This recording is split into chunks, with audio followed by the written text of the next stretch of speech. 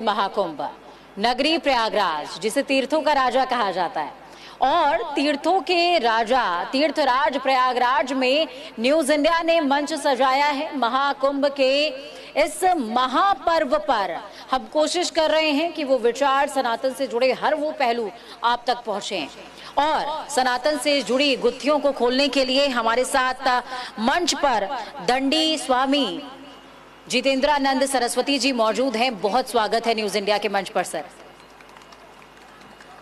स्वागत के साथ सबसे पहला सवाल आपसे, आपने न जाने कितने कुंभ अटेंड किए होंगे, देखा होगा, लेकिन इस बार 144 सालों के बाद ये जो संयोग निर्मित हुआ है और मकर संक्रांति को हमने देखा भी, पहला अमृत स्नान, उसमें तमाम देश के लोग यहाँ पहुंचे, 183 देशों से लोग पहुंचे, भारत के कोने कोने से लोग पहुंचे और आंकड़ा 4 करोड़ के आसपास पहुंच गया।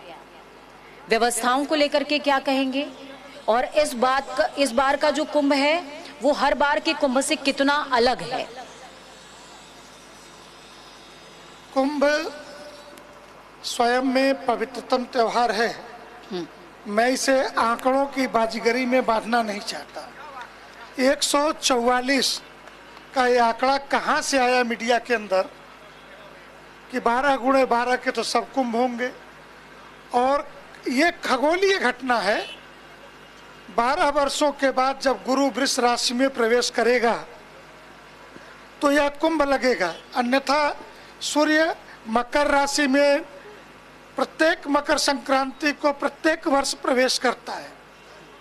चारों कुंभों में अलग अलग राशियों में गुरु का प्रवेश कुंभ का कारण बनता है। तो तीर्थराज प्रयाग का कुंभ कुछ मामलों में वैशिष्ट लिए इसलिए है कि बाकी जगह के कुंभ और तीर्थराज प्रयाग का माघ मेला संख्या की दृष्टि से एक बराबर है। वहाँ के कुंभ में कारण हरिद्वार का कुंभ करेंगे तो हरिद्वार की चौड़ाई कितनी है, चंडी देवी से मनसा देवी के बीच में, उसी में नेशनल हाईवे भी है, उसी में गंगा जी भी बहती हैं, ऋषिकेश से लेकर के रुड़की तक के मकानों में ठहर लो। परंतु यहाँ तो एक 22 किलोमीटर का माँ गंगा का विस्तृत गोद उपलब्ध है, जिसमें टेंट का नगर, और यहाँ डेरे वालों को तो मैं कहता हूँ कि भारत के ऐसे ठेकेदार हैं कि पूरे पाकिस्तान को एक टेंट हाउस में बसा देंगे, इनके पास इतना है।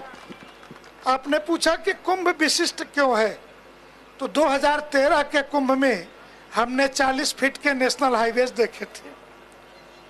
इस बार के कुंभ में ये संख्या इसलिए भी कि तीर्थराज प्रयाग में आने वाला प्रत्येक रेलवे लाइन जो यहाँ आ रही है किसी भी दिशा से, वो 2 वे है, सिंगल रेल लाइन नहीं है, और 6 लेन या 4 लेन नेशनल हाईवेज है।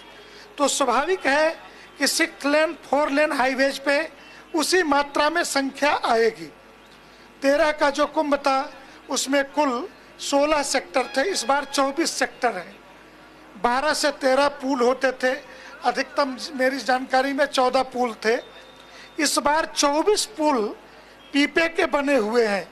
तो भौतिक दृष्टि से भी यह कुंभ महत्वपूर्ण है। और एक जो दृष्टि है वो एकदम अलग बता रहा हूँ। 2020 में दुनिया के अंदर एक महामारी आई, कोरोना। इस कोरोना के समय हम फिजिकल से वर्चुअल पर शिफ्ट हुए। बिल्कुल। और फिजिकल से वर्चुअल पे शिफ्ट हुए तब किसी को भी वर्चुअल मीटिंग शब्द सामान्य व्यक्ति को नहीं पता था। कोई गूगल मीट, व्हाट्सएप मीट ये नहीं करता था। लेकिन 2020 में जब हम अचानक शिफ्ट हुए तो ये पूरा कुंभ भी फिजिकल से वर्चुअल शिफ्ट हुआ है। सनातन भी वर्चुअल हो गया? सनातन वर्चुअल नहीं हुआ, लेकिन दुनिया की दृष्टि में जो अपने धर्मों का प्रचार करते थे, और हमारी मान्यता ये है कि हम माँ की प्रशंसा नहीं करते। जगत मातु पितु शंभु भवानी ते श्रृंगार न कहें बखानी। हम माता के श्रृंगार का बखान नहीं कर सकते। तो सनातन संस्कृति हमारी माँ है। संस्कृति, नदी और नारी ये तीनों स्त्रीलिंग शब्द हैं, तो हम इसकी प्रशंसा नहीं कर सकते। भोजन जब थाली में सामने आता है तो हम उसकी उस समय प्रशंसा नहीं कर सकते, इसलिए कि जो है वो माँ अन्नपूर्णा है। इसी प्रकार संस्कृति है। परंतु दुनिया ने दिखावा बहुत किया था। वर्चुअल पे शिफ्ट होने से आपके कैमरों की नज़रों से, आप 183 देशों की बात कर रही, मैं मानता हूं कि 129 देशों में सनातनी और हिंदू रहता है। उसमें से कुछ एक अभी तक जो आंकड़े आए हैं, 70-72 देशों से लोग इस तीर्थराज प्रयाग में पधारे हैं, विभिन्न शिविरों में, विभिन्न स्थानों पे। एक बहुत बड़ी मात्रा में, आधी से ज्यादा आबादी युवा और युवतियों की इस कुंभ में आई है स्नान करने के लिए। यह युवा और इतना वर्चुअल हो गया है सनातन और महाकुंभ भी, वर्चुअलिटी का आप जिक्र भी कर रहे हैं, डिजिटलाइजेशन का आप जिक्र कर रहे हैं, और इतना वर्चुअल हुआ है कि अब जो खाड़ी प्रदेश हैं, गल्फ कंट्रीज हैं, वहां तक में सबसे ज्यादा सर्फ हो रहा है। और इसके अलावा हमारा पड़ोसी पाकिस्तान आ तो सकता नहीं, लेकिन फिलहाल गूगल सर्च तो कर रहा है।